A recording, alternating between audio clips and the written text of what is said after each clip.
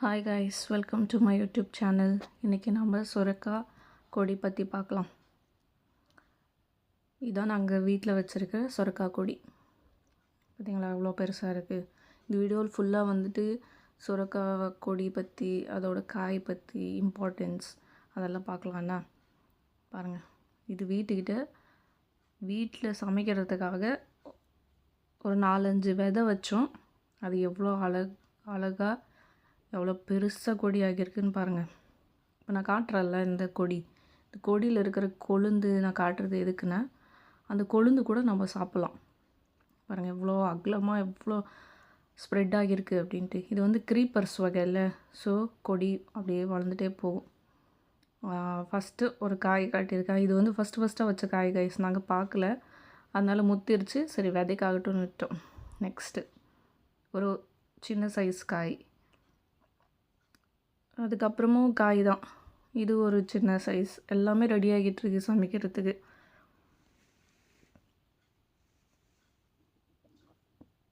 பாருங்கள் மொட்டு வச்சுருக்கு பாருங்கள். அதெல்லாம் பூ ஆகிட்டு நிறைய காய் வைக்க. பார்த்திங்களா எவ்வளோ குட்டியாக இருக்குது பார்த்திங்களா மொட்டு. பாருங்கள் அங்கே எல்லாமே காய் வைக்கும். நான் எதுக்கு இந்த இலையை காட்டுறேன்னா, சில பிளேசஸ் இன் இந்தியா ஒன்லி நிறைய பேர் இந்த இலையை கூட சாப்பிடுவாங்க. ஏன்னா அவ்வளோ ஒரு பெனிஃபிட் இருக்குது இந்த ஒரு கொடியில். காயும் யூஸ்ஃபுல், கொழுந்தும் யூஸ்ஃபுல், ஈவன் இந்த இலை கூட சாப்பிட்லாம். ஓகே, நெக்ஸ்ட்டு காய். இந்த காய் வந்து ஒன்றும் இல்லைனாலும் 1 கிலோ இருக்கும் கைஸ். நல்ல காய் பாருங்கள். அங்கே சந்திரலாம் தெரியுதா?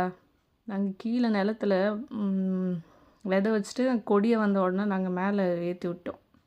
சில கொடியிலலாம் வந்து கீழே வந்துட்டுருக்கு. அந்த கொடியில் கூட காய வச்சுருக்கு. பார்த்திங்களா பிஞ்சி காய். இது சிலது வந்துட்டு நல்லா வருது, சிலது மட்டும்தான் இதாகிடுது. பாருங்கள் எவ்வளோ காயின்ட்டு. நெக்ஸ்ட்டு வரது எல்லாமே ஃபுல்லாக ஷீட்டு மேலே வச்ச கொடி. அவ்வளோ காய் வச்சுருக்கு அப்படின்னு தான். ஓகே, அப்படியே நம்ம பெனிஃபிட்ஸ் ஆஃப் திஸ் சொரக்காய் என்னன்னு பார்த்துடலாமா? பாருங்கள் இது ஒரு வெரைட்டியான சொரக்காய். ஓகே, இந்த சொரக்காயில் வந்து 90% வந்து தண்ணி தான் இருக்கும். வாட்டர் கண்டென்ட்டு தான் அதிகமாக இருக்கும். அதனால் டீஹைட்ரேட்டடான இருக்கிற உடம்பெல்லாம் வந்துட்டு சொரக்காவை வீக்லி 1 or 2 தாராளமாக எடுத்துக்கலாம். அதுவும் இல்லாமல் வீட்டில் வளர்க்குறதுனால நம்ம வந்து எந்த ஒரு கெமிக்கலும் ஸ்ப்ரே பண்ண மாட்டோம். அதுவாக அப்படியே வளரதான். அதனால் ரொம்ப ரொம்ப ஹெல்தி அண்ட் ஆர்கானிக் ஆல்சோ. அப்புறம் டயபெட்டிக் பேஷண்ட்ஸ் இதை வந்து எடுத்துக்கலாம். கூட்டு வச்சு எடுத்துக்கலாம், பொரியல் மாதிரி வச்சு எடுத்துக்கலாம். பாருங்களேன் ஒரு இடத்துல எத்தனை பஞ்ச் ஆஃப் சொரக்காய் இருக்குது பாருங்களேன். தெரியுதா? 6-7 சொரக்காய் ஒரே இடத்துல வச்சுருக்கு. அப்புறமா கிட்னி பேஷண்ட்ஸ் கூட இந்த சொரக்காய் ரொம்ப நல்லது, தாராளமாக சாப்பிட்லாம். அண்ட் யூரின் சரியாக போகிறதில்ல, இன்ஃபெக்ஷன் ஆகியிருக்கு, யூரின் இன்ஃபெக்ஷன் அப்படின்றவங்கலாம் வந்துட்டு இதெல்லாம் எடுத்துக்கலாங்க. ஏன்னா 90% வாட்டர் கண்டென்ட் அப்படின்றதுனால ரொம்ப ரொம்ப நல்லது. இதில் நிறைய மினரல்ஸ் இருக்குது, வைட்டமின்ஸ் இருக்குது. அண்ட் சொரக்காய் வெயிட் லாஸ்க்கு ரொம்ப ரொம்ப ரொம்ப நல்லது. வெயிட் லாஸ் பண்ணுறவங்க சொரக்காவை தாராளமாக சாப்பிடுங்க.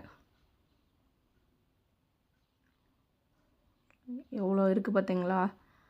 அண்ட் இந்த சொரக்காய் வந்துட்டு விதைக்காக வச்சுருக்கோம். அடுத்த வருஷம் வேணும்ல, நம்ம அடுத்த வருஷத்துக்காக இந்த சொரக்காவை விதைக்கு அப்படி வச்சுருக்கோம். இது ஒரு 3 to 4 kgs வரும். இது வந்துட்டு இந்த வகையான ஒரு சொரக்காய். ஃபஸ்ட்டு நாங்கள் இந்த வகை வச்சுருந்தோம். அதுக்கப்புறம் தான் இன்னொன்று ஃபஸ்ட்டு காட்டினாலாம் அந்த வகை வச்சுருக்கோம். அந்த காஞ்சி போனதெல்லாமே வந்துட்டு பழைய கொடி. அதுக்கு மேலே தான் புதுசாக கொடி வச்சுருக்கோம். வீட்டாண்ட வச்சோம். எல்லாம் அப்படியே பரவி இருக்குது. எந்த ஒரு ப்ராப்ளமும் இல்லை. நல்ல ஒரு ஹெல்த்தியான காய் சாப்பிட்ணுன்னா வீட்டுக்கிட்டே வச்சு நம்ம வளர்த்து சாப்பிட்லாம் வித்தவுட் எனி கெமிக்கல்ஸ். ரொம்ப நல்லது. Okay, thank